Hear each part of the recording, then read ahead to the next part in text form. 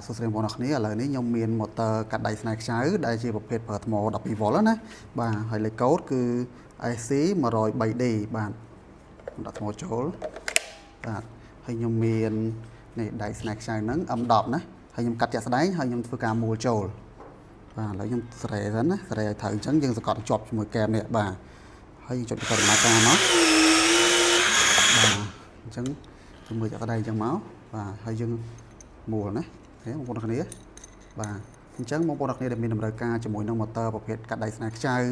បាទដែលយើងកាត់ហើយអាចមួលបានតែម្ដងមិនពិបាកក្នុងការប្រើម៉ូទ័រឆាបបាទកាត់ទៅបែកផ្កាភ្លើងនៅការដ្ឋានផ្សេងៗគឺម៉ូទ័រនេះចាក់ស្ដែងអាចប្រើបានបាទងាយស្រួលហើយលឿនទៀតបងប្អូនគ្នាណាបាទ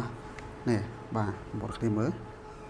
IC 103D ណាអញ្ចឹងសម្រាប់បងប្អូនគ្នាចង់តេស្តម៉ូទ័រនឹងចាក់ស្ដែងណាបងប្អូនគ្នាគឺយើងមានក្រុមការងារបាទយកម៉ូទ័រនឹងទៅតេស្តដល់ទីតាំងការដ្ឋានបងប្អូនគ្នាដោយយើងអត់គិតសេវាទេណាបាទអញ្ចឹងខ្ញុំមានប៉ុណ្ណឹងសូមអរគុណ